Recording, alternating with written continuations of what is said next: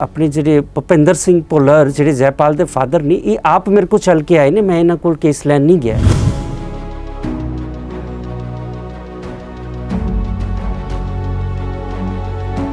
ਮੈਂ ਇਹਨਾਂ ਕੋਲ ਇੱਕ ਪੈਸਾ ਨਹੀਂ ਲਿਆ ਸੀ। ਮੈਂ ਪ੍ਰੋ ਬੋਨੋ ਸਪੋਰਟ ਕੀਤੀ ਹੈ ਜੀ।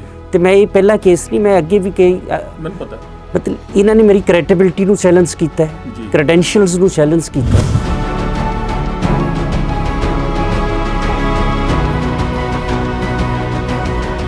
तो ਜਿਹੜਾ ਇਹਨਾਂ ਦਾ ਐਲੀਗੇਸ਼ਨ ਹੈਗਾ ਕਿ ਇਹ ਜਾਲੀ ਵਕੀਲ ਹੈ ਜੀ, ਉਹ ਤਾਂ ਬਾਰ ਕੌਂਸਲ ਨੇ ਮੈਨੂੰ ਡਿਗਰੀ ਦਿੱਤੀ ਹੈ। ਜੇ ਮੈਂ ਜਾਲੀ ਹੈਗਾ ਤੇ ਤੁਸੀਂ ਮੇਰੇ ਤੇ ਪਰਚਾ ਦਰਜ ਕਰਾ ਦਿਓ।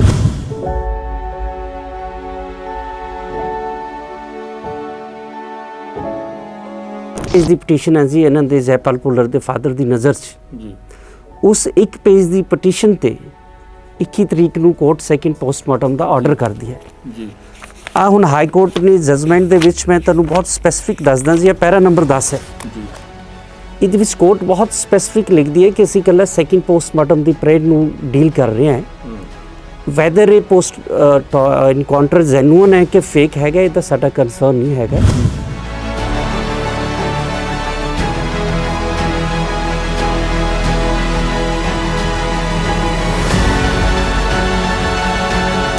सरदार साहब के जहन से उतों गल आ रही है। इन्हां लई क्वालिफिकेशन का मतलब है ड्रग्स, कतल करो, डकैती करो, वो बंदे क्वालिफाइड है कि नहीं।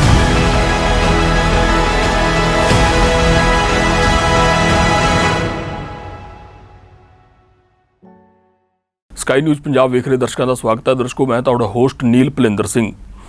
गैंगस्टर जयपाल भुल्लर दे जिहड़ा एनकाउंटर होए नूं भी काफ़ी दिन हो गए ने, जिस तो बाद दोबारा पोस्टमार्टम तो बाद उसका संस्कार उहदे पिंड कर दिता गया है। पर उस नूं लैके जो कंट्रोवर्सी वो लगातार जारी भी है ते नाल नाल उस नवे जिहड़े ने पड़ा आ रहे ने, नवे मोड़ आ रहे ने। वो कल्ली ये कंट्रोवर्सी नहीं रह गई है कि ये एनकाउंटर जिहड़ा हैगा फेक सी जां असली सी, या जयपाल भुल्लर दी जिहड़ी हैगी आ मौत जिहड़ी उस ते गोली लगन कारण होई, या उस तो पहला उस ते जिस्मानी तौर दे उत्ते तशद्दद कीता गया है, या उस तो भी पिछे आपां जेकर गल करदे हां कि ये गैंगस्टर किहड़े केसां च इनवॉल्व सी, या जिहड़ा ताज़ा केस जिहड़ा लुधियाना नाल संबंधित वापरिया सी जिस च 2 पुलिस वाले मारे गए सी, उस च जयपाल दी इनवॉल्वमेंट की सी।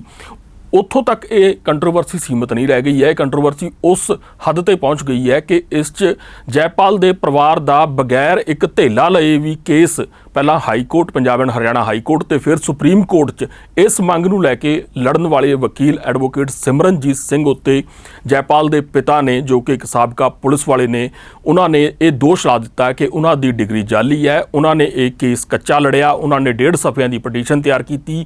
ਉਹਨਾਂ ਨੇ ਇਹ ਕਹਿ ਦਿੱਤਾ ਕਿ ਇਹ ਵਕੀਲ ਨੇ ਸਾਨੂੰ ਧੋਖਾ ਦਿੱਤਾ ਹੈ, ਜਦ ਕਿ ਉਹਨਾਂ ਨੇ ਖੁਦ ਇਹਨਾਂ ਨੂੰ ਸੰਪਰਕ ਕੀਤਾ ਸੀ ਤੇ ਇਹਨਾਂ ਨੇ ਮਨੁੱਖੀ ਹੱਕਾਂ ਦੇ ਇੱਕ ਹੋਕੇ ਵਜੋਂ ਜਿਹੜਾ ਜਾਣੇ ਜਾਂਦੇ ਨੇ, ਹੋਕਾ ਦੇਣ ਵਾਲੇ ਵਜੋਂ ਜਾਣੇ ਜਾਂਦੇ ਨੇ ਐਡਵੋਕੇਟ ਸਿਮਰਨਜੀਤ ਸਿੰਘ, ਜੋ ਕਿ ਸਾਬਕਾ ਪੰਜਾਬ ਦੇ ਸਾਬਕਾ ਮੁੱਖ ਮੰਤਰੀ ਬੇਅੰਤ ਸਿੰਘ ਹੱਤਿਆ ਕੇਸ ਦੇ ਵਿੱਚ ਸ਼ਾਮਲ ਤਾਰਾ ਭਿਓਰਾ ਜਾਂ ਹੋਰ ਕਿੰਨੇ ਵੀ ਜਿਹੜੇ ਦੋਸ਼ੀ ਨੇ, ਸਜ਼ਾ ਯਾਫਤਾ ਨੇ, ਉਹਨਾਂ ਦੇ ਕੇਸ ਵੀ ਲੜ ਰਹੇ ਨੇ। ਇਸ ਤੋਂ ਇਲਾਵਾ ਕਿੰਨੇ ਹੀ ਮਾਮਲਿਆਂ ਦੇ ਵਿੱਚ ਉਹ ਕਈ ਵੱਡੇ ਪੁਲਿਸ ਅਧਿਕਾਰੀਆਂ ਨੂੰ ਸਜ਼ਾਵਾਂ ਦਵਾ ਚੁੱਕੇ ਨੇ ਤੇ ਕਈ ਵੱਡੀ ਹਸਤੀਆਂ ਨੂੰ ਉਹ ਅਦਾਲਤਾਂ ਦੇ ਵਿੱਚ ਹੁਣ ਤੱਕ ਅਸਿਸਟ ਕਰਦੇ ਆ ਰਹੇ ਨੇ। ਉਹਨਾਂ ਦੇ ਉਹ ਕੌਂਸਲ ਵਜੋਂ ਪੇਸ਼ ਹੁੰਦੇ ਆ ਰਹੇ ਨੇ, ਵੱਡੇ ਕੇਸ ਲੜੇ ਨੇ। ਇਹ ਇੱਕ ਬੜੀ ਮਿਹਣੇ ਵਾਲੀ ਤਾਂ ਗੱਲ ਹੈ ਹੀ ਹੈ, ਨਾਲ ਹੀ ਨਾਲ ਇਹ ਨਮੋਸ਼ੀ ਵਾਲੀ ਗੱਲ ਵੀ ਹੁੰਦੀ ਹੈ। ਜਿੱਦਾਂ ਆਪਾਂ ਕਹਿ ਦਈਏ ਕਿਸੇ ਵਕੀਲ ਨੂੰ ਕਹਿਣਾ ਕਿ ਉਹ ਨਕਲੀ ਵਕੀਲ ਹੈ, ਉਹ ਬਿਲਕੁਲ ਉੱਦਾਂ ਹੀ ਹੁੰਦਾ ਜਿੱਦਾਂ ਆਪਾਂ ਕਹਿ ਦਈਏ ਕਿ ਡਾਕਟਰ ਨਕਲੀ ਹੈ। ਤੁਸੀਂ ਸਮਝ ਸਕਦੇ ਹੋ ਕਿ ਜੇਕਰ ਡਾਕਟਰ ਨਕਲੀ ਹੋਏ ਤਾਂ ਕਿੰਨਾ ਖਤਰਨਾਕ ਹੁੰਦਾ ਹੈ। ਜੋ ਮਰੀਜ਼ ਉਸ ਕੋਲ ਇਲਾਜ ਲਈ ਗਿਆ ਤਾਂ ਉਹਦਾ ਸਹੀ ਇਲਾਜ ਨਹੀਂ ਕਰ ਪਾਏਗਾ। ਇਸੇ ਤਰ੍ਹਾਂ ਵਕੀਲ ਦੇ ਪੇਸ਼ੇ ਨੂੰ ਕਿਹਾ ਜਾਂਦਾ ਤੇ ਇਸੇ ਤਰ੍ਹਾਂ ਪੱਤਰਕਾਰੀ ਦੇ ਪੇਸ਼ੇ ਨੂੰ ਕਿਹਾ ਜਾਂਦਾ ਹੈ। ਤੇ ਹੋਰ ਤਾਂ ਹੋਰ ਇੱਕ ਬੱਸ ਡਰਾਈਵਰ ਨੂੰ ਵੀ ਆਪਾਂ ਕਹਿ ਸਕਦੇ ਹਾਂ ਕਿ ਇਹਨੂੰ ਡਰਾਈਵਿੰਗ ਨਹੀਂ ਆਉਂਦੀ ਤਾਂ ਉਹ ਵੀ ਇੱਕ ਬੜੀ ਖਤਰਨਾਕ ਗੱਲ ਹੁੰਦੀ ਹੈ। ਅਸੀਂ ਇਸ ਮੁੱਦੇ ਤੇ ਗੱਲਬਾਤ ਕਰਨ ਲਈ ਐਡਵੋਕੇਟ ਸਿਮਰਨਜੀਤ ਸਿੰਘ ਉਹਨਾਂ ਨੂੰ ਸੱਦਾ ਦਿੱਤਾ ਆਪਣੇ ਸਟੂਡੀਓ 'ਚ। ਸਤਿ ਸ਼੍ਰੀ ਅਕਾਲ ਜੀ। ਸਤਿ ਸ਼੍ਰੀ ਅਕਾਲ ਜੀ। ਪਹਿਲੀ ਗੱਲ ਤਾਂ ਤੁਹਾਡੇ ਤੇ ਜੋ ਦੋਸ਼ ਲਾਏ ਨੇ ਉਹਦੇ ਬਾਰੇ ਤੁਸੀਂ ਕੀ ਕਹਿਣਾ ਚਾਹੋਗੇ? ਇਹ ਕੱਲ੍ਹ ਆਲ ਆਫ ਸਡਨ ਮੈਨੂੰ ਨੰਬਰ ਆਫ ਕਾਲਸ ਆਉਣੀਆਂ ਸ਼ੁਰੂ ਹੋ ਗਈਆਂ ਹੈ ਕਿ ਸੰਸਕਾਰ ਤੋਂ ਪਹਿਲੇ ਜੈਪਾਲ ਦੇ ਫਾਦਰ ਨੇ ਤੁਹਾਡੇ ਖਿਲਾਫ ਬਹੁਤ ਬੋਲਿਆ ਸੀ। ਉਹਦੇ ਵਿੱਚ ਇਹਨਾਂ ਨੇ ਬੋਲਿਆ ਹੈ ਕਿ ਡਿਸਕੁਆਲੀਫਾਈਂਗ ਵਕੀਲ ਹੈਗਾ ਹੈ। ਇਹਨੇ ਕੇਸ ਦੀ ਪਟੀਸ਼ਨ 1 ਪੇਜ ਦੀ ਪਾਈ ਹੈ ਨਾ, ਇਹਨੇ ਕੇਸ ਪ੍ਰੋਪਰ ਹੈਂਡਲ ਨਹੀਂ ਕੀਤਾ। ਸੋ ਮੈਂ ਇਹਦੇ ਵਿੱਚ ਤੁਹਾਨੂੰ ਬਰੀਫ ਕਰਨਾ ਚਾਹੁੰਦਾ ਹੈ ਕਿ 13 ਜ਼ੋਨ ਨੂੰ ਮੈਨੂੰ ਇੱਕ ਕਾਲ ਰਿਸੀਵ ਹੁੰਦੀ ਹੈ, फोन कॉल। हाँ जी जी। ਉਹਦੇ ਵਿੱਚ ਭਾਈ ਧਿਆਨ ਸਿੰਘ ਮੰਡ ਮੈਨੂੰ ਕਹਿੰਦੇ ਨੇ ਕਿ ਇਹ ਜੈਪਾਲ ਭੁੱਲਰ ਜਿਹੜਾ ਮਰਿਆ, ਮੈਂ ਉਹਦੇ ਘਰੇ ਖੜਾ ਹੈਗਾ, ਇਹ ਮੇਰੇ ਮਹੱਲੇ ਦਾ ਹੈ, ਇਸ ਪਰਿਵਾਰ ਨਾਲ ਬਹੁਤ ਧੱਕਾ ਹੋਇਆ ਹੈ ਜੀ, ਤੁਸੀਂ ਇਹਨਾਂ ਨੂੰ ਪੋਸਟਮਾਰਟਮ ਦੀ ਜਿਹੜੀ ਫਿਰੋਜ਼ਪੁਰ ਦੇ ਡੀਸੀ ਨੇ ਮੰਗ ਰਿਜੈਕਟ ਕਰ ਦਿੱਤੀ ਹੈ, ਤੁਸੀਂ ਇਹਨਾਂ ਦੀ ਮਦਦ ਕਰੋ। ਜੀ। ਸੋ ਭਾਈ ਧਿਆਨ Singh Mand X member parliament ਨੇ, ਬਿਲਕੁਲ। ਹੈ ਨਾ, ਸਰਬੱਤ ਖਾਲਸਾ ਦੇ ਕਾਰਜਕਾਰੀ ਜਥੇਦਾਰ ਵੀ ਨੇ, ਔਰ ਮੈਂ ਉਹਨਾਂ ਦੇ ਕਈ ਨੰਬਰ ਆਫ ਮੈਟਰਸ ਵੀ ਕੀਤੇ ਨੇ। ਜਦੋਂ ਸਰਬੱਤ ਖਾਲਸੇ ਦੇ ਵਿੱਚ ਅੰਦਰ ਬੰਦ ਸੀ ਸਾਰੇ ਬੰਦੇ, ਜੀ, ਮੈਂ ਇਹਨਾਂ ਦੀਆਂ ਜ਼ਮਾਨਤਾਂ ਕਰਾਈਆਂ ਨੇ। ਸੋ ਮੈਂ ਕਿਹਾ ਸਰਦਾਰ ਸਾਹਿਬ ਕੋਈ ਗੱਲ ਨਹੀਂ, ਮੈਂ ਇਹਨਾਂ ਦੀ ਸਾਰੀ ਗੱਲ ਸੁਣਨ ਤੋਂ ਬਾਅਦ, ਕਿਉਂਕਿ ਇਹ ਸੰਡੇ ਵਾਲਾ ਦਿਨ ਸੀ, ਮੰਡੇ ਫਿਰ ਛੁੱਟੀ ਸੀ 14 ਨੂੰ, ਜੀ, ਮੈਂ ਇਮੀਡੀਏਟਲੀ ਇੱਕ ਈਮੇਲ ਡਰਾਫਟ ਕੀਤੀ ਜਿਹੜੀ ਮੈਂ ਚੀਫ ਜਸਟਿਸ ਆਫ ਇੰਡੀਆ ਔਰ ਆਪਣੇ ਹਾਈ ਕੋਰਟ ਵਾਲੇ ਚੀਫ ਨੂੰ ਭੇਜੀ। ਜੀ। ਉਹਦੇ ਵਿੱਚ ਮੈਂ 2 ਪੇजेस ਦੀ ਈਮੇਲ ਭੇਜੀ ਜਿਹਦੇ ਵਿੱਚ ਲਿਖਿਆ ਹੈ ਕਿ ਇਹ ਜਿਹੜਾ ਲੜਕਾ ਹੈ 13 ਨੂੰ ਸਵੇਰੇ ਜਦੋਂ ਪਰਿਵਾਰ ਨੇ ਡੈੱਡ ਬੋਡੀ ਦੇਖੀ ਹੈ, ਆਹ ਫੋਟੋਗ੍ਰਾਫਸ ਨੇ, ਆਹ ਵੀਡੀਓ ਨੇ ਜਿਹੜੀਆਂ ਰਿਫਲੈਕਟ ਕਰਦੀਆਂ ਨੇ ਕਿ it might B torture case. ਤੁਸੀਂ ਮੈਨੂੰ ਵੀ ਭੇਜੀ ਸੀ, ਮੈਨੂੰ ਯਾਦ ਹੈ। ਹਾਂਜੀ। ਫਿਰ ਉਹਦੇ 'ਚ ਮੈਂ ਡਿਟੇਲਡ ਸਿੰਪਲ ਡਿਸਕਸ ਕੀਤਾ ਕਿ ਆਰਟੀਕਲ 21 ਪੁਲਿਸ ਨੂੰ ਪਾਵਰ ਨਹੀਂ ਦਿੰਦਾ ਹੈ, ਕੋਰਟ ਕੋਲੇ ਪਾਵਰ ਹੈ ਕਿਸੇ ਨੂੰ ਫਾਈਲ ਲਾਉਣਾ ਕਿ ਨਹੀਂ ਲਾਉਣਾ। ਜੀ। ਔਰ ਆਰਟੀਕਲ 20 ਕਹਿੰਦਾ ਹੈ ਕਿ ਤੁਸੀਂ ਗੈਂਗਸਟਰ ਔਰ ਟੈਰਰਿਸਟ ਕਿਸੇ ਨੂੰ ਨਹੀਂ ਕਹਿ ਸਕਦੇ। ਜੀ। ਜੋ ਉਹਦਾ ਕੋਰਟ ਪ੍ਰੂਵ ਨਹੀਂ ਕਰ ਦਿੰਦੀ। ਫਿਰ ਮੈਂ ਕਨਕਲੂਡਿੰਗ ਲਾਈਨ ਸੀ ਮੇਰੀਆਂ ਕਿ ਇਹ ਗਾਈਡਿੰਗ ਸਪਿਰਿਟ ਇਸ ਨੇਸ਼ਨ ਦੀ ਮਹਾਤਮਾ ਗਾਂਧੀ ਦਾ ਨੌਨ ਵਾਇਲੈਂਸ ਪ੍ਰਿੰਸੀਪਲ ਹੈ।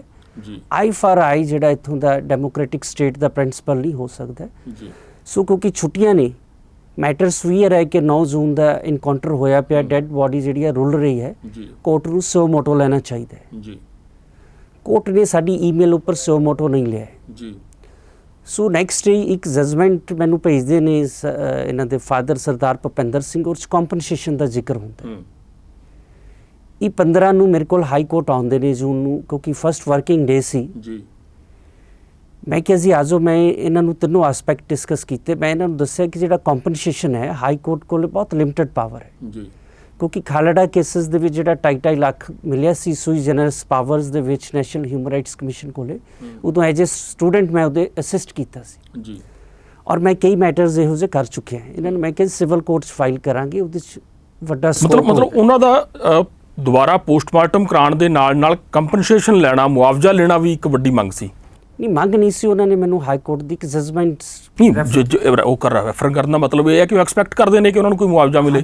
ਇਹ ਫੇਕ ਇਨਕਾਊਂਟਰ ਹੈ। ਫਿਰ ਸੈਕੰਡ ਇਸ਼ੂ ਸੀਪੀਈ ਮੇਰੇ ਕੋਲ ਸੈਕੰਡ ਪੋਸਟਮਾਰਟਮ ਦੀ ਪ੍ਰੇਰਨਾ ਲਿਆਏ ਸੀ। ਜੀ। ਇਹਨਾਂ ਨੂੰ ਮੈਂ ਬਹੁਤ ਡਿਟੇਲ ਦੱਸਿਆ। ਉਸ 'ਚ ਫਿਰ ਪ੍ਰੇਅਰ ਜੋ ਤੁਸੀਂ ਪਟੀਸ਼ਨ ਤਿਆਰ ਕੀਤੀ, ਕੰਪਨਸੇਸ਼ਨ ਵਾਲੀ ਪ੍ਰੇਅਰ ਦੇ ਵਿੱਚ ਉਹ ਪਾਈ, ਉਹ ਵੀ ਮੰਗ ਮੈਂ ਬਰੀਫ ਕਰਨ ਲੱਗਿਆ ਜੀ। ਤੀਸਰਾ ਐਸਪੈਕਟ ਸੀ ਕਿ ਇਸ ਕੇਸ ਫਰਦਰ ਇਨਵੈਸਟੀਗੇਸ਼ਨ ਸੀਬੀਆਈ ਕਰੇ। ਜੀ। ਮੈਂ ਇਹਨਾਂ ਦੇ ਫਾਦਰ ਸਾਹਿਬ ਨੂੰ ਦੱਸਿਆ ਵੀ ਕੰਪਨਸੇਸ਼ਨ ਤਾਂ ਟ੍ਰਾਇਲ ਕੋਰਟ ਦਾ ਮੈਟਰ ਹੈ, ਸਿਵਲ ਕੋਰਟ 'ਚ ਫਾਈਲ ਕਰਾਂਗੇ। ਜੀ। ਜਿਹੜਾ ਸੀਬੀਆਈ ਵਾਲੀ ਗੱਲ ਹੈ, ਕਿਉਂਕਿ ਇਨਕਾਊਂਟਰ ਹੋਇਆ ਹੈ ਕਲਕੱਤਾ ਦੇ ਵਿੱਚ, ਉੱਥੇ ਜੁਰਿਸਡਿਕਸ਼ਨ ਹੈਗਾ ਕਲਕੱਤਾ ਹਾਈ ਕੋਰਟ ਦਾ, ਔਰ ਵੈਸਟ ਬੰਗਾਲ ਨੇ ਸੁਪਰੀਮ ਕੋਰਟ ਸਟੇ ਲਿਆ ਹੋਇਆ ਸੀਬੀਆਈ ਦੀ ਇਨਵੈਸਟੀਗੇਸ਼ਨ ਦੇ ਖਿਲਾਫ। ਵੈਸਟ ਬੰਗਾਲ ਦਾ ਸਟੈਂਡ ਹੈ, ਜਿਵੇਂ ਪੰਜਾਬ ਨੇ ਲਿਆ ਹੋਇਆ ਹੈ। ਹਾਂਜੀ, ਵੀ ਸੀਬੀਆਈ ਕੋਲ ਡਾਇਰੈਕਟ ਕੇਸ ਨਹੀਂ ਜਾ ਸਕਦਾ। ਸੋ ਆਪਣਾ ਜਿਹੜਾ ਇਮੀਡੀਏਟ ਮੈਟਰ ਹੈ ਉਹ ਹੈਗਾ ਸੈਕਿੰਡ ਪੋਸਟਮਾਰਟਮ। ਜੀ। ਜੇ ਅਸੀਂ 2 ਐਸਪੈਕਟ ਡਿਸਕਸ ਹੋਰ ਵੀ ਨਾਲ ਪ੍ਰੇਅਰ 'ਚ ਕਰਾਂਗੇ ਤੇ ਕੇਸ ਜਿਹੜਾ ਖਰਾਬ ਹੋ ਜਾਊਗਾ। ਕੋਰਟ ਸਾਨੂੰ ਜੁਰਿਸਡਿਕਸ਼ਨ ਦਾ ਕੁਐਸਚਨ ਕਰ ਸਕਦੀ ਹੈ। ਇੱਥੇ ਜਿਹੜਾ ਜੁਰਿਸਡਿਕਸ਼ਨ ਦਾ ਕੁਐਸਚਨ ਹੈ ਅਸੀਂ ਕਵਰ ਕਰ ਲਵਾਂਗੇ, ਉਹ ਅਸੀਂ ਪਲੇਡਿੰਗਸ ਦੇ ਵਿੱਚ ਕਵਰ ਕੀਤਾ ਹੈ। ਜੀ। ਸੋ ਮੈਂ ਇਹਨਾਂ ਨੂੰ ਕੌਨਫੀਡੈਂਸ ਲੈ ਕੇ ਆਹ ਪਟੀਸ਼ਨ ਹੈ ਜੀ, ਜਿਹਨੂੰ 1.5 ਪੇਜ ਦੀ ਕਹਿ ਰਹੇ ਨੇ। ਜੀ। ਕਿੰਨੇ ਸਫ਼ਿਆਂ ਦੀ ਪਟੀਸ਼ਨ ਹੈ? 3 ਪੇजेस ਦੀ ਹੈ ਜੀ। 10 ਪੇਜਾਂ ਤੋਂ ਬਿਨਾਂ ਇਸ ਕੇਸ ਦੇ ਵਿੱਚ ਬੈਲਿਸਟਿਕ ਰਿਪੋਰਟ ਦੇ 50-60 ਪੇਪਰ ਲੱਗੇ ਨੇ। ਜੀ। ਇਹਦੇ ਵਿੱਚ 40 ਫੋਟੋਗ੍ਰਾਫਸ ਕੋਰਟ ਦੇ ਰਿਕਾਰਡ 'ਚ ਨੇ। ਜਿਹੜੀ ਗੰਨਾਂ 'ਚੋਂ ਗੋਲੀਆਂ ਨਿਕਲੀਆਂ ਨੇ ਤੇ ਜਿਹੜੇ ਖੋਲ ਮਿਲੇ ਨੇ। ਹਾਂ, ਅਸੀਂ ਜਿਹੜੀਆਂ 40 ਫੋਟੋਗ੍ਰਾਫਸ ਇਹਨਾਂ ਨੇ ਮੈਨੂੰ ਭੇਜੀਆਂ ਨੇ, ਜਿਹੜੀਆਂ ਵੀਡੀਓ ਭੇਜੀਆਂ ਨੇ, ਮੈਂ ਉਹ ਹਾਈ ਕੋਰਟ ਦੇ ਰਿਕਾਰਡ ਤੇ ਲਿਆਂਦੀਆਂ। ਜੀ। ਉਹਨਾਂ ਨੂੰ ਬੈਲਿਸਟਿਕ ਰਿਪੋਰਟ ਨਾਲ ਪ੍ਰੋਪਰ ਕੋਰਿਲੇਟ ਕਰਕੇ ਕੋਰਟ ਨੂੰ ਦਿੱਤਾ ਹੈ। ਜੀ। ਫਿਰ ਇਸ ਕੇਸ ਦੇ ਵਿੱਚ ਮੈਂ number of judgements high court ਨੂੰ ਭੇਜੀਆਂ ਨੇ, ਜਿਨ੍ਹਾਂ ਵਿੱਚ ਇਹ ਹੈਗਾ ਕਿ ਸੈਕਿੰਡ ਪੋਸਟਮਾਰਟਮ ਹੋ ਸਕਦਾ ਹੈ। ਜੀ। ਫਿਰ ਇਸ ਕੋਰਟ ਦੇ ਵਿੱਚ 2 to 6 ਵੀ ਡਿਸਕਸ ਕੀਤੀ ਹੈ ਹਾਈ ਕੋਰਟ ਨਾਲ, ਕਿ ਉਹਦੀ ਕਲੌਜ਼ 2 ਹਾਈ ਕੋਰਟ ਨੂੰ ਪਾਵਰ ਦਿੰਦੀ ਹੈ ਵੀ ਉਹ ਐਂਟਰਟੇਨ ਕਰ ਸਕਦਾ ਹੈ। ਜੀ। ਸੋ ਜੇ ਹਾਈ ਕੋਰਟ ਵਾਲੀ ਫਾਈਲ ਦੇਖੋਗੇ ਕਿ ਉਹ ਮੋਰ ਦੈਨ 100 ਪੇजेस ਤੇ ਚਲੇ ਜਾਂਦੀ ਹੈ। ਜੀ।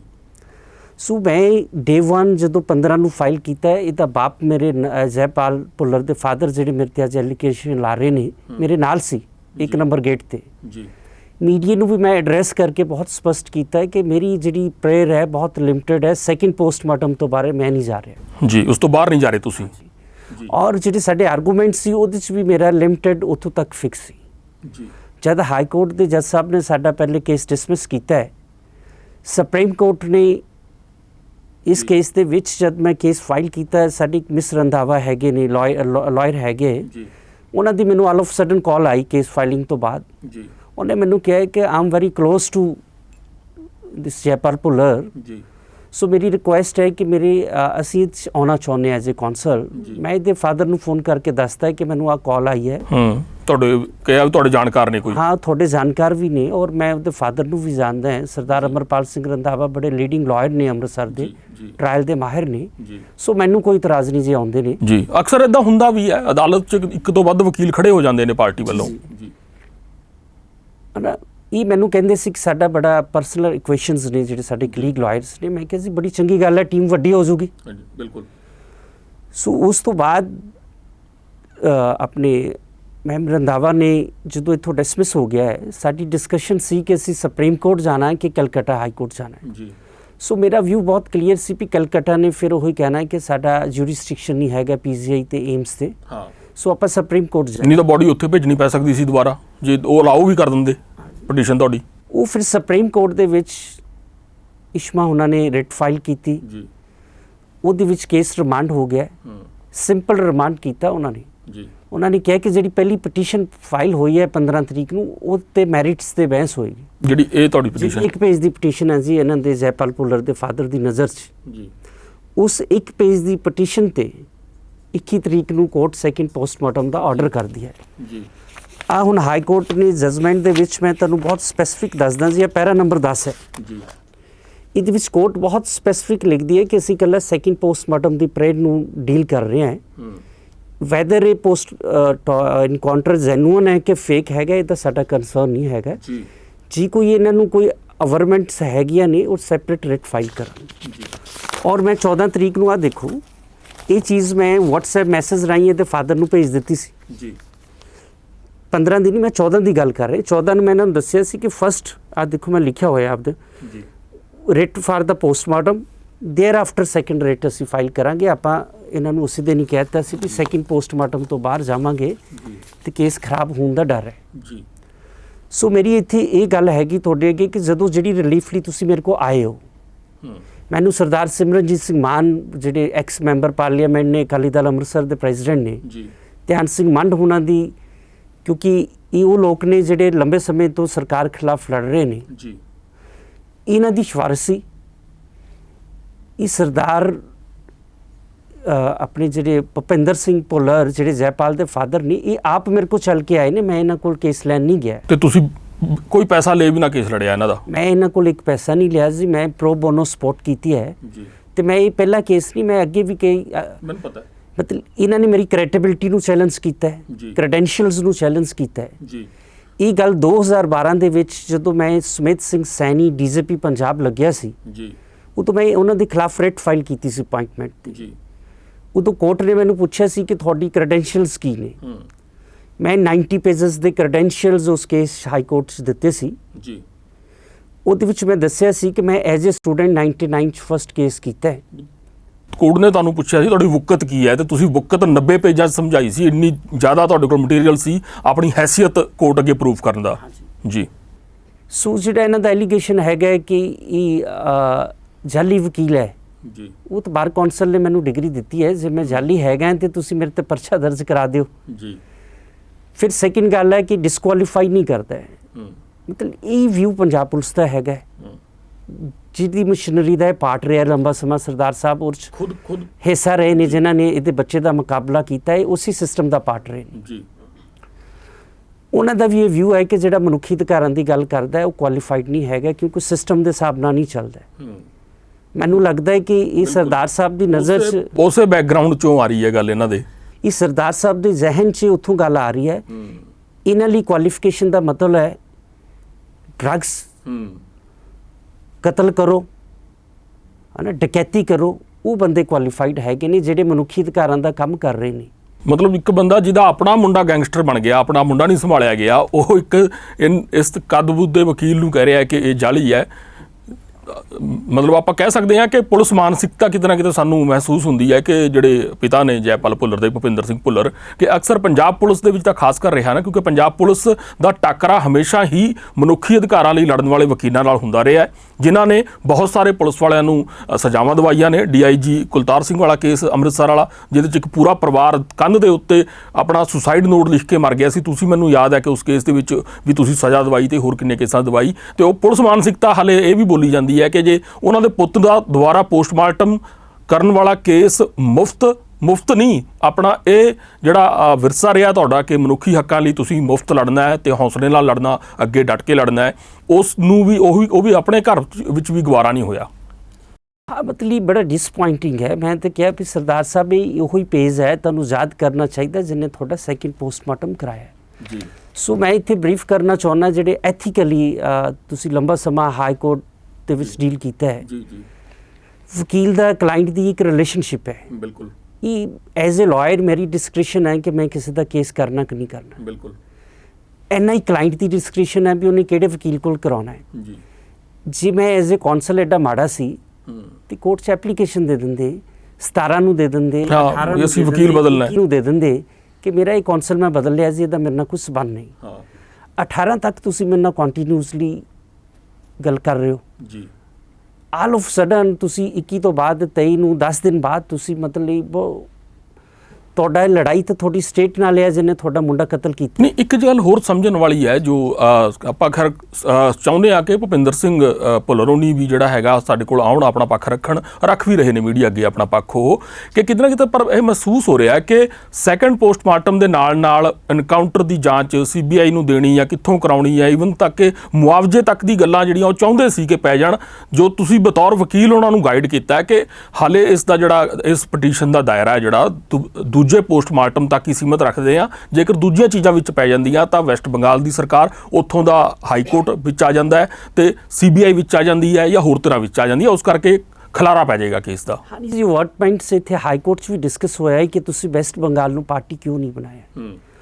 ਕੋਰਟ ਨੇ ਮੇਰੀ ਇਸੇ ਪਲੀ ਤੇ ਕਿਉਂਕਿ ਸਾਡੀਆਂ ਦੂਜੀਆਂ ਅਵਾਰਟਮੈਂਟਸ ਨੂੰ ਕੋਰਟ ਨੇ ਸੈਟੀਸਾਈਡ ਕਰ ਦਿੱਤਾ ਜਿਹੜੀਆਂ ਅਸੀਂ ਪਟੀਸ਼ਨ ਚਲਾਈਆਂ ਸੀ। ਉਹ ਕਹਿੰਦੇ ਨੇ ਹਿਊਮਨਟੇਰੀਅਨ ਇਸ਼ੂ ਹੈ, 9 ਤਰੀਕ ਦੀ ਡੈਡ ਬੋਡੀ ਲਾਈ ਕਰ ਰਹੀ ਹੈ। ਮੈਂ ਟੈਕਨੀਕਲ ਇਸ਼ੂਜ਼ ਨੂੰ ਸੁਪਰਸੀਡ ਕਰਦਾ ਹੋਇਆ ਜਸਟ ਫਾਰ ਦਾ ਹਿਊਮਨਟੇਰੀਅਨ ਸੇਕ ਇਸ ਪਟੀਸ਼ਨ ਨੂੰ ਅਲਾਉ ਕਰਦਾ ਹੈ ਸੈਕਿੰਡ ਪੋਸਟਮਾਰਟਮ ਲਈ ਜੀ। ਜੱਜ ਸਾਹਿਬ ਕਹਿੰਦੇ ਨੇ ਵੀ ਇਹਦੇ ਵਿੱਚ 2 ਇਸ਼ੂਜ਼ ਨੇ। ਓਪਨ ਕੋਰਟ ਦੇ ਵਿੱਚ ਸਾਡੇ ਕਈ ਲਾਇਰ VC ਦੇ ਵਿੱਚ ਨਾਲ ਕਨੈਕਟਡ ਸੀ ਉਸ ਦਿਨ। ਹਾਂਜੀ, ਉਹਨਾਂ ਨੇ ਕਿਹਾ ਕਿ ਇਹਦੇ 'ਚ ਪੰਜਾਬ ਸਰਕਾਰ ਨੂੰ ਵੀ ਤੁਹਾਨੂੰ ਕੀ ਇਤਰਾਜ਼ ਹੈ। ਸਰਕਾਰੀ ਵਕੀਲ ਜਿਹੜਾ ਸੀ ਪੰਜਾਬ ਸਰਕਾਰ ਦਾ, ਉਹ ਕਹਿੰਦਾ ਸੀ ਸਰਕਾਰ ਨੂੰ ਇਤਰਾਜ਼ ਨਹੀਂ ਹੈਗਾ ਹੁਣ ਕੋਈ ਵੀ ਜੀ। ਫਿਰ ਜੱਜ ਸਾਹਿਬ ਕਹਿੰਦੇ ਵੀ ਇਹ 'ਚ 2 ਇਸ਼ੂਜ਼ ਨਿਕਲਣਗੇ।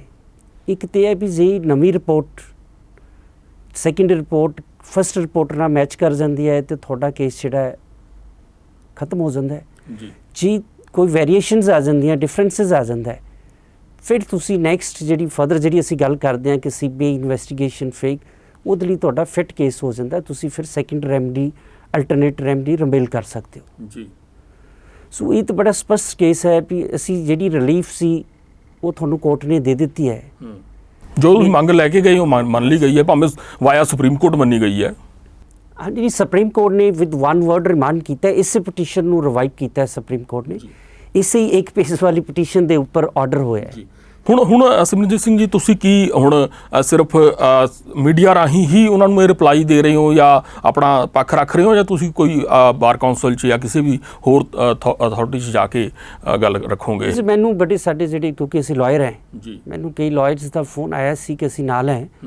ਮਤਲਬ ਇਹ ਫਸਟ ਟਾਈਮ ਹੋਇਆ ਹਾਈ ਕੋਰਟ ਦੀ ਹਿਸਟਰੀ 'ਚ ਕਿ ਕਲਾਇੰਟ ਦੀ ਲੜਾਈ ਸਟੇਟ ਨਾਲ ਹੈ, ਉਹ ਲੜ ਵਕੀਲ ਨਾਲ ਰਿਹਾ ਹੈ ਕਿ ਇਹਦੇ 'ਚ ਤੁਹਾਡੀ ਬਦਨਾਮੀ ਬੜੀ ਹੋਈ ਹੈ, ਲੋਕਾਂ ਨੂੰ ਵਰਲਡ ਵਾਈਡ ਨੈਗੇਟਿਵ ਮੈਸੇਜ ਗਿਆ ਹੈ, ਤੁਸੀਂ ਡੈਫਰਮੇਸ਼ਨ 'ਚ ਇਹਨਾਂ ਨੂੰ ਲੈ ਕੇ ਆਓ ਜੀ। ਫਿਰ ਮੈਂ ਉਹਨਾਂ ਨੂੰ ਦੱਸਿਆ ਕਿ ਮੈਂ ਇੱਥੇ ਹਿਊਮਨਟੇਰੀਅਨ ਗਰਾਊਂਡਸ 'ਤੇ ਇਹਨਾਂ ਨਾਲ ਆਇਆ। ਇੱਕ ਇਹਨਾਂ ਦਾ ਬੱਚਾ ਜੇਲ੍ਹ 'ਚ ਹੈ, ਦੂਜਾ ਬੱਚਾ ਇਨਕਾਊਂਟਰ ਹੋ ਗਿਆ ਹੈ, already number of criminal cases family face ਕਰ ਰਹੀ ਹੈ ਜੀ। ਤੇ ਮੈਂ ਨਹੀਂ ਚਾਹੁੰਦਾ ਹੈ ਕਿ ਮੈਂ ਇਹਨਾਂ ਦੇ ਖਿਲਾਫ ਇਸ ਕਿਸਮ ਦਾ ਕੋਈ ਇਹਨਾਂ ਨੂੰ ਲੀਗਲ ਨੋਟਿਸ ਭੇਜਾਂ, ਇਹਨਾਂ ਦੇ ਖਿਲਾਫ ਡੈਫਰਮੇਸ਼ਨ ਫਾਈਲ ਕਰਕੇ ਇਹਨਾਂ ਨੂੰ ਕਿਸੇ ਕੋਰਟ 'ਚ ਕਨਵਿਕਟ ਕਰਾਵਾਂ। ਇਹ ਮੇਰਾ ਏਮ ਨਹੀਂ ਹੈ, ਹੋਰ ਡਿਸਟਰਬ ਨਹੀਂ ਕਰਨਾ ਚਾਹੁੰਦੇ ਤੁਸੀਂ। ਮੈਂ ਬਸ ਜਿਹੜੀ ਮੇਰੀ ਡਿਸਅਪੁਆਇੰਟ ਮੈਂ ਹੋਇਆ ਕਿ ਮੈਂ ਬਹੁਤ ਨੇਕ ਨੀਅਤ ਨਾਲ ਇਹਨਾਂ ਦਾ ਕੰਮ ਕੀਤਾ ਜੀ, ਔਰ ਉਹ ਕੰਮ ਇਹਨਾਂ ਦਾ ਹੋ ਗਿਆ ਸੈਕਿੰਡ ਪੋਸਟਮਾਰਟਮ ਦਾ। ਇਹਨਾਂ ਨੂੰ ਮੇਰੇ ਖਿਲਾਫ ਲੜਨ ਦੀ ਬਜਾਏ ਇਹ ਲੜਾਈ ਇਹਨਾਂ ਨੂੰ ਸਰਕਾਰ ਨਾਲ ਲੜਨੀ ਚਾਹੀਦੀ ਹੈ ਜੀ। है ना। ਸੋ ਇਹ ਪੁਲਿਸ ਅਫਸਰ ਨੇ ਇਹਨਾਂ ਨੂੰ ਸਾਰੀ ਗੱਲ ਸਮਝ ਹੈ, ਇਹਨਾਂ ਨੇ ਪਟੀਸ਼ਨ ਸਾਰੀ ਆ ਦੇਖੋ ਆਪ ਪੜ੍ਹ ਕੇ ਸਾਈਨ ਕੀਤੀ ਹੈ ਔਰ ਈਚ ਐਂਡ ਐਵਰੀਥਿੰਗ ਇਹਨਾਂ ਨੂੰ ਮੈਂ ਜਿਹੜੀ ਸੀ ਟਾਈਮ ਟੂ ਟਾਈਮ WhatsApp ਰਾਹੀਂ ਇਨਫੋਰਮ ਵੀ ਕਰਦਾ ਰਿਹਾ ਜੀ। ਤੇ ਇਹ ਇਹਨਾਂ ਨੂੰ ਸੋਚਣਾ ਚਾਹੀਦਾ ਹੈ ਕਿ ਇਹਦੇ ਨਾਲ ਇਨ ਫਿਊਚਰ ਜਿਹੜੇ ਲੋਕ ਹਿਊਮਨ ਰਾਈਟਸ ਦੀ ਗੱਲ ਕਰਦੇ ਨੇ ਉਹ ਡਿਸਕਸ ਹੋਣਗੇ। ਉਹ ਵਕੀਲ ਕਹਿਣਗੇ ਸਾਨੂੰ ਕੀ ਲੋੜ ਪਈ ਹੈ, ਤੁਹਾਨੂੰ ਵੀ ਅੱਜ ਤੁਹਾਡੇ ਸਾਥੀ ਕਹਿ ਹੀ ਰਹੇ ਨੇ ਵੀ ਕੀ ਲੋੜ ਸੀਗੀ ਆ ਭੁੰਡਾ ਦੇ ਖੱਖਰ ਨੂੰ ਹੱਥ ਪਾਉਣ ਦੀ। ਹਾਂ ਨਹੀਂ, ਮੇਰੀ ਬੜੇ ਦੋਸਤਾਂ ਨੇ ਕਿਹਾ ਹੈ, ਜਿਹੜੇ ਸੀਨੀਅਰ ਹੈਗੇ ਨੇ, ਉਹ ਕਹਿੰਦੇ ਨੇ ਜੀ ਜਿਹੜਾ ਤੁਸੀਂ ਹਿਊਮਨ ਰਾਈਟਸ ਦਾ ਕੰਮ ਕਰਦੇ ਹੋ ਡਿਫਰੈਂਟ ਹੁੰਦਾ ਹੈ। ਜਨਰਲੀ ਜਿਹੜੇ ਇਸ ਕਿਸਮ ਦੇ ਗੈਂਗਸਟਰਸ ਨੇ, ਪਰਿਵਾਰ ਨੇ, ਮਤਲਬ ਇਹ ਬੜਾ ਡੇਂਜਰਸ ਕੰਮ ਹੈ ਇਹਨਾਂ ਲੋਕਾਂ ਲਈ ਖੜਨਾ ਹੈ ਜੀ, ਹੈ ਨਾ। ਤੁਹਾਡਾ ਨੁਕਸਾਨ ਹੋਊਗਾ। ਮੈਨੂੰ ਬੜੇ ਬੰਦਿਆਂ ਨੇ ਮਨਾ ਕੀਤਾ ਸੀ, ਮੈਂ ਉਹ ਲਿਮਟ ਕ੍ਰੋਸ ਕਰਕੇ ਜੀ ਮੈਨੂੰ ਸੀ ਕਿ ਹਿਊਮਨ ਰਾਈਟਸ ਇਸ਼ੂ ਇਨਵੋਲਵ ਹੈਗਾ। ਇਸ ਕੇਸ 'ਚ ਵੀ ਮੈਂ ਤੁਹਾਨੂੰ ਸਪਸ਼ਟ ਕਰਦਾ ਵੀ ਆਪਾਂ ਦੋ ਗੱਲਾਂ ਦੇ ਨਾਲ ਪਰਿਵਾਰ ਨਾਲ ਖੜੇ ਸੀ। ਸੈਕਿੰਡ ਪੋਸਟਮਾਰਟਮ ਇਹਨਾਂ ਦਾ ਲੀਗਲ ਰਾਈਟ ਸੀ ਜੀ। ਜੋ ਵੀ ਪਰਿਵਾਰ ਨਾਲ ਤਸੱਦਦ ਹੋਇਆ ਹੈ ਨਾ, ਇਹਨਾਂ ਦੇ ਘਰ ਦੇ ਵਿੱਚ ਇਹਨਾਂ ਨੂੰ ਤੰਗ ਕੀਤਾ ਗਿਆ ਹੈ ਨਾ, ਚਾਹੇ ਜੇ ਕੇਸ ਦੇ ਵਿੱਚ ਮੈਂ ਪੋਸਟਮਾਰਟਮ ਰਿਪੋਰਟਸ ਦੇ ਵਿੱਚ ਕੋਈ ਪੋਜ਼ਿਟਿਵ ਫਾਈਂਡਿੰਗ ਆਉਂਦੀ ਹੈ ਜੀ, ਉਹ ਫਿਰ CBI ਦੀ ਜਾਂਚ ਲਈ ਤਾਂ ਅਸੀਂ ਖੜੇ ਹਾਂ। ਜਿਹੜਾ ਕੇਸ ਦਾ ਦੂਜਾ ਪੱਖ ਹੈ ਜੀ, ਗੈਂਗ ਕਿਲਿੰਗਸ, ਗੈਂਗ ਵਾਰਸ, ਡਰੱਗਸ, ਜੀ, ਉਹਨਾਂ ਤੋਂ ਸਾਰਾ ਪੰਜਾਬ ਸਫਰ ਕਰ ਰਿਹਾ ਹੈ। ਉਹਨਾਂ ਦੇ ਅਸੀਂ ਖਿਲਾਫ ਹਾਂ। ਅਸੀਂ ਰੂਲ ਆਫ ਲਾਅ ਦੇ ਹੱਕ 'ਚ ਹਾਂ। ਜੀ, ਰੂਲ ਆਫ ਲਾਅ ਇਧਰ ਚਾਹੇ ਸਟੇਟ ਬ੍ਰੀਚ ਕਰੇ, ਚਾਹੇ ਕੋਈ ਐਂਟੀ ਸੋਸ਼ਲ ਐਲੀਮੈਂਟ ਕਰੇ, ਅਸੀਂ ਦੋਨਾਂ ਦੇ ਖਿਲਾਫ ਹੈਗੇ ਹਾਂ। ਜੀ, ਕਿਉਂਕਿ ਜਿਹੜੀ ਸਿਵਲਾਈਜ਼ ਸੋਸਾਇਟੀ ਹੈਗੀ ਹੈ ਉਸ ਰੂਲ ਆਫ ਲਾਅ ਦੇ ਹੇਠ ਹੀ ਚੱਲ ਸਕਦੀ ਹੈ। ਜੀ, ਸੋ ਅਸੀਂ ਤੇ ਜਿਹੜੇ ਐਡਵੋਕੇਸੀ ਸਾਡੀ ਹੈਗੀ ਹੈ ਰੂਲ ਆਫ ਲਾਅ ਦੀ ਹੈਗੀ ਹੈ ਜੀ। ਜੀ। ਐਡਵੋਕੇਟ ਸਿਮਰਨਜੀਤ ਸਿੰਘ ਉਹਨਾਂ ਨਾਲ ਅਸੀਂ ਗੱਲਬਾਤ ਕੀਤੀ ਹੈ, ਜਿਨ੍ਹਾਂ ਦੇ ਉੱਤੇ ਕਿ ਗੈਂਗਸਟਰ ਜੈਪਾਲ ਭੁੱਲਰ ਦੇ ਪਿਤਾ ਭੁਪਿੰਦਰ ਸਿੰਘ ਭੁੱਲਰ ਉਹਨਾਂ ਨੇ ਇਲਜ਼ਾਮ ਲਾਏ ਨੇ, ਬੜੇ ਸੰਗੀਨ ਇਲਜ਼ਾਮ ਨੇ। ਸਾਨੂੰ ਦੁਹਰਾਉਣ ਦੀ ਲੋੜ ਨਹੀਂ ਹੈਗੀ, ਇਸ ਇੰਟਰਵਿਊ 'ਚ ਕਈ ਵਾਰ ਜ਼ਿਕਰ ਹੋ ਚੁੱਕਾ ਹੈ। ਪਰ ਕੁੱਲ ਮਿਲਾ ਕੇ ਨਿਚੋੜ ਜੋ ਆਪਾਂ ਬਤੌਰ ਇੱਕ ਜਰਨਲਿਸਟ ਜਾਂ ਮੀਡੀਆ ਹਾਊਸ ਅਸੀਂ ਇਹ ਕੱਢ ਸਕਦੇ ਹਾਂ ਕਿ ਜੋ ਮਨੁੱਖੀ ਹੱਕਾਂ ਨਾਲ ਖੜਨ ਵਾਲੇ, ਭਾਵੇਂ ਵਕੀਲ ਹੋਣ, ਭਾਵੇਂ ਲੇਖਕ ਹੋਣ, ਬੁੱਧੀਜੀਵੀ ਹੋਣ, ਪੱਤਰਕਾਰ ਹੋਣ, ਜਾਂ ਹੋਰ ਕਿਸੇ ਵੰਨਗੀ ਤੋਂ ਆਉਂਦੇ ਹੋਣ ਸਮਾਜ ਦੀ ਤੋਂ, ਉਹਨਾਂ ਦੇ ਹੌਸਲੇ ਨੂੰ ਢਾਹ ਲਾਉਣ ਵਾਲੀ ਮੇਰੇ ਖਿਆਲ ਗੱਲਾਂ ਇਸ ਪੱਧਰ 'ਤੇ ਜਾ ਕੇ ਨਹੀਂ ਕਰਨੀਆਂ ਚਾਹੀਦੀਆਂ, ਖਾਸ ਕਰ ਜਿੱਥੇ ਕਿਸੇ ਤਰ੍ਹਾਂ ਦੀ ਕੋਈ ਫੀਸ, ਕਿਸੇ ਤਰ੍ਹਾਂ ਦੀ ਕੋਈ ਹੋਰ ਚੀਜ਼ ਦੀ ਇਨਵੋਲਵਮੈਂਟ ਕਿਤੇ ਨਜ਼ਰ ਨਹੀਂ ਆਉਂਦੀ। ਤੇ ਜਿਸ ਵਕੀਲ ਸਾਹਿਬ ਦੇ ਉੱਤੇ ਤੁਸੀਂ ਇਲਜ਼ਾਮ ਲਾ ਰਹੇ ਹੋ, ਅਸੀਂ ਇੱਥੇ ਮੀਡੀਆ ਵੀ ਅਸੀਂ ਜਾਣਦੇ ਹਾਂ ਉਹਨਾਂ ਨੂੰ ਸਾਰੇ, ਤਾਂ ਉਹਨਾਂ ਦੀ ਬੈਕਗਰਾਊਂਡ ਜਿਹੜੀ ਹੈਗੀ ਬੜੀ ਡੂੰਘੀ ਹੈ, ਬੜੀ ਮਜ਼ਬੂਤ ਹੈ ਤੇ ਬੜੀ ਸ਼ਾਨਾਮਤੀ ਹੈ। ਤੁਹਾਡਾ ਜੋ ਪੱਖ ਹੈ ਸਰਦਾਰ ਭੁਪਿੰਦਰ ਸਿੰਘ ਭੁੱਲਰ ਹੋਰਾਂ ਨੂੰ ਅਸੀਂ ਕਹਿਣਾ ਚਾਹਾਂਗੇ ਕਿ ਹਮੇਸ਼ਾ ਤੁਹਾਡਾ ਵੈਲਕਮ ਹੈ, ਤੁਸੀਂ ਆ ਕੇ ਰੱਖੋ। ਜੋ ਵੀ ਅਗਰ ਮਨੁੱਖੀ ਅਧਿਕਾਰਾਂ ਦੇ ਪੱਧਰ ਦੇ ਉੱਤੇ ਧੱਕਾ ਕਿਸੇ ਨਾਲ ਵੀ ਹੋਇਆ ਭਾਵੇਂ, ਤਾਂ ਉਸ ਲਈ ਵਕੀਲ ਵੀ ਖੜੇ ਨੇ ਤੇ ਪੱਤਰਕਾਰ ਵੀ ਖੜੇ ਨੇ ਤੇ ਸਮਾਜ ਦੀ ਉਸਾਰੂ ਸੋਚ ਰੱਖਣ ਵਾਲੇ ਸਾਰੇ ਲੋਕ ਖੜੇ ਨੇ। ਬਹੁਤ ਸ਼ੁਕਰੀਆ ਜੀ।